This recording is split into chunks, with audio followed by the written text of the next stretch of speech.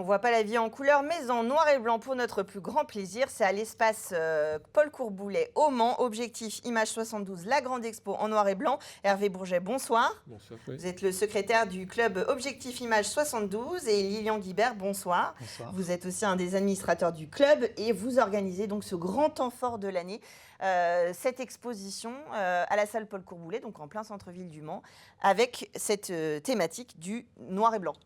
C'est la deuxième édition. On était déjà là l'année dernière. On était venu vous voir. Et on a remis ça avec l'invitation de la mairie qui nous a fait confiance. Donc c'est avec plaisir qu'on revient exposer, encore avec 150 photos. Et puis 20 photographes qui ont participé, avec des photos qui vont être très diverses, du paysage. Oui, alors c'est ça, c'est parce que la thématique, c'est le noir et blanc, mais il y a tous les styles de photos à l'intérieur. Oui, c'est ça, totalement. Ça va du photo de portrait jusqu'aux photos de paysage, comme Hervé vient de nous le dire. On aborde toutes les thématiques, mais du coup autour du noir et blanc cette fois-ci. De cette bichromie. Alors, c'est vrai qu'il y a des sujets qui sont, on va dire, plus abstraits, plus graphiques, du fait de la bichromie, d'autres, enfin de la bichromie, c'est pas de la bichromie en plus, c'est du noir et blanc, le spectre est assez large, mais voilà, ça permet, ça pousse aussi certaines expérimentations. Alors oui, on va retrouver suivant les tendances des photographes, des approches vraiment très différentes qui vont être sur du portrait. On a des danseurs également, donc des choses qui sont plutôt en studio, en nature, donc avec de la montagne, de la mer, et puis des compositions aussi un peu plus abstraites. Et également aussi un témoignage assez fort d'une jeune fille afghane sur sa vie en particulier là-bas et ici, enfin ça met en relief donc quelque chose de plus fort en termes de contenu. Alors c'est vrai que le noir et blanc, ça donne aussi un autre regard, un autre volume à l'architecture, au paysage. Ça nous permet de voir les choses un peu différemment en fait. Oui, complètement. Ça apporte du contraste, de l'impact à chaque photo. Et puis je trouve ça intéressant de souligner le noir et blanc qui est une des premières pratiques, qui est la première pratique photographique au final, c'est ça. Première façon d'imprégner l'image. Et justement, les photographes qui sont dans votre club et même ailleurs, ils pratiquent encore le noir et blanc de manière récurrente, où il y a des gens qui sont spécialisés, qui sont sur le noir et blanc, d'autres sur la couleur, ou c'est des pratiques qui se mélangent? On a quelques spécialistes du noir et blanc, ça c'est sûr, c'est leur fer de lance, on va dire. Là, le fait d'avoir une unité globale sur l'expo, ça donne une force plus importante à cette expo, parce qu'on a 150 clichés, ça représente quand même une belle salle remplie d'images qui ont une certaine cohérence. Donc on voulait cette cohérence, c'était évalué au sein du club, dans notre choix, et on a voulu recommencer encore cette expo noir et blanc. Alors qu'on a la couleur plutôt lors des photographies. Oui, mais ça permet aussi, mais ça permet aussi à des gens qui ne font pas naturellement du noir et blanc, de faire l'exercice cette fois-ci, d'aller vers cette pratique. De s'essayer à ça. Alors justement, dans votre club Objectif Image 72, vous avez un labo argentique. Oui, totalement. Ce labo argentique, du coup, on tire beaucoup de noir et blanc, pour ainsi dire que ça. Et c'est quelque chose... C'est une pratique plus accessible, le tirage noir et blanc, quand on fait de l'argentique, évidemment, c'est plus accessible et c'est matière à diversion aussi. Il y a pas mal d'artistes qui ont joué sur l'agrandisseur, la pellicule et le tirage pour justement en faire des œuvres d'art totales, quoi. Oui, totalement. Au final, on va jusqu'au bout de la pratique. On commence par shooter, prendre en photo avec la pellicule, la développer, puis ensuite la tirer. C'est ce qu'il y a d'intéressant. Et c'est aussi pour ça que cette exposition noir et blanc est intéressante, parce que ça permet aussi de souligner cette travail, pratique, l'argentique qui est assez... qui est de plus en plus répandu. Oui, c'est ce que j'allais dire, qui est un petit peu un renouveau de l'argentique ces dernières années. L'activité, on voit le nombre d'adhérents qui viennent pour la pratique de l'argentique qui a augmenté significativement et qui se maintient maintenant. Oui, c'est ça. Alors, en fait, il faut quand même dire que, bon, c'est vrai que nous, moi, je suis la génération où on apprenait à tirer en argentique, enfin, à développer dans le noir, dans les clubs photo.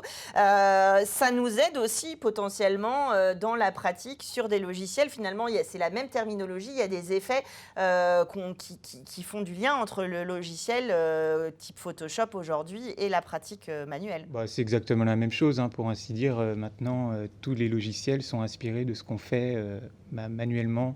Non, mais c'est important de le rappeler parce que c'est vrai que souvent, les jeunes, sans vouloir pointer du doigt, imaginent que c'est un vocabulaire différent alors qu'en fait, si c'est transposé au niveau des terminologies. Oui, c'est ça. Bah, on utilise des masques sur Photoshop, par exemple, mais on va masquer aussi avec nos mains la lumière qui passe pour pouvoir insoler le papier qui est juste en dessous. Donc, c'est au final exactement les mêmes pratiques. C'est ça. Alors, vous n'avez pas qu'un labo, vous avez aussi un studio. Le studio qui permet notamment de faire les parties portraits, hein, donc bien équipé, hein, il y a plusieurs flashs, des pieds, des diffuseurs, donc on est bien installé dans les locaux de rue Gréco, mis à disposition par la mairie. Donc ça permet de bien travailler, hein. Et puis on réserve en fait à l'avance les moyens, et puis ça tourne tout au long de l'année comme ça. Ça représente combien de photographes votre club aujourd'hui ? Une petite trentaine aujourd'hui qui se renouvellent. Et puis il y a vraiment un noyau dur, hein, de fidèles qui sont là pour apprendre après, pour transmettre oui, c'est ça. Le savoir. Chacun dans ses spécialités. On a parlé de l'argentique avant, donc on a plusieurs personnes qui ont été initiées par les plus anciens. Et puis ça se transmet de génération en génération, ouais, on va dire, sûr. hein, maintenant. Ouais. Et c'est la même chose pour les autres pratiques, hein, qui peuvent être en studio, mais également en sortie extérieure. Oui, et puis aussi la pratique des logiciels, hein, on l'a dit, Lightroom, Photoshop, etc. Comme la pratique en labo, c'est des choses qui peuvent aussi se transmettre. Alors même s'il y a des tutos, il y a YouTube, etc. Mais rien ne vaut un moment un peu convivial où on échange et on apprend entre nous, quoi. Oui, on en apprend même plus et chaque personne a sa façon de faire et au final, avoir différentes façons de faire permet d'adopter la sienne et de trouver comment est-ce qu'on est le plus à l'aise pour tirer la photo. C'est ça. Et on n'est pas que dans la technique aussi, oui, on est dans ce qu'on a envie de produire, j'imagine, les sujets, vous échangez aussi là-dessus. Oui, c'est de l'échange, hein. De toute façon, une fois par mois, on a des plénières où sur un thème donné, le mois d'avant, on a des photos à présenter qu'on partage entre nous, où on se donne des critiques constructives toujours sur ces photos. Oui, bien sûr, c'est un des petits challenges mensuels en fait. C'est ça, ouais. Ça permet de redynamiser la pratique, de sortir l'appareil, hein, parce que sinon, de s'obliger aussi peut-être un peu à la pratique. Un peu quand même, faut un peu de défi. Et puis c'est l'occasion d'échange, d'avoir un regard critique mais dans le bon sens. Hein, oui, bien sûr. Aller se perfectionner dans nos pratiques. Et là, sur les artistes qui sont exposés, c'est que des gens de votre club ? Uniquement des gens de votre club. Ouais. On peut vous rejoindre si on a envie de pratiquer, de découvrir ou qu'on pratique déjà mais qu'on ne partage pas encore ? Bien sûr, c'est ouvert forcément. Début de saison, c'était en septembre, là, le renouvellement des adhésions. On se réunit donc 2 fois par mois pour les séances, plus les ateliers argentiques qui viennent en complément, parce que là, il faut un peu plus de temps pour la pratique, hein, c'est un peu plus long, et également des sorties qui peuvent avoir lieu en extérieur, suivant la météo, suivant les options. Il y a eu des sorties sur les aurores boréales il n'y a pas très longtemps. Oui, il n'y a pas longtemps, on a eu des aurores boréales assez... Voilà, vous avez réussi à en capturer ? Eh oui. Du coup, il y a eu une petite séance de projection d'aurores boréales à la suite ? Alors, il y en a déjà eu une il y a quelques mois, avec 2 personnes qui sont allées en Norvège. Ah oui, donc ça facilite donc là, un petit là, peu c'était le un peu, sujet. Voilà. Ça permettait de sensibiliser au sujet. Et là, on a eu 2 fois la chance cette année. C'était en juin et puis récemment, là, en octobre. Donc, 2 opportunités de refaire des photos. Donc, quel plaisir. Alors, c'est pas du noir et blanc. On était en pleine couleur. Là, oui, il faut utiliser autre chose, la couleur. Quoique, des fois, il y a des paysages ou des choses graphiques qui peuvent apparaître, comme on voit derrière moi la photo. J'imagine qu'elle avait une certaine classe en couleur où elle aurait pu avoir une autre explication. Et là, elle prend un autre sens. On y voit plein de choses. Moi, j'y vois un peu un dinosaure, mais ça doit être parce que c'est les vacances scolaires. Et donc, je dois être un petit peu influencée. En tout cas, c'est jusqu'au... j'ai pas noté la date, jusqu'à mi-novembre. 3 novembre, jusqu'au 3 novembre. Donc, vous avez encore toute la semaine prochaine et cette fin de semaine, ce week-end et le week-end prochain. Vous pouvez y aller avec votre famille, vos amis, vos enfants, évidemment, pour leur montrer le noir et blanc. Et évidemment, il n'y a pas que de l'argentique qui est exposé, il y a aussi du numérique. Oui, bien sûr. Ouais. Il y a du numérique. Et est-ce qu'on fait la différence? Est-ce que les gens voient la différence?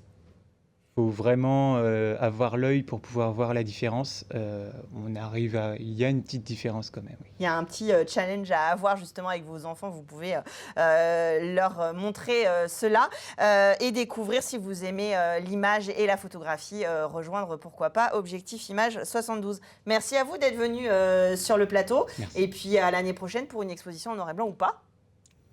C'est replanifié. Noir et blanc. Noir et blanc. Noir et blanc, on verra. Oui, c'est ça, c'est pour ça que je disais ou pas. C'était pas sur le fait que vous reveniez, c'est est-ce on que... revient après. Thématique à suivre. Thématique à suivre. Allez. Merci beaucoup en tout cas d'être venu sur le plateau et nous on finit sur les planches de Open the Gates tout de suite dans Culturel.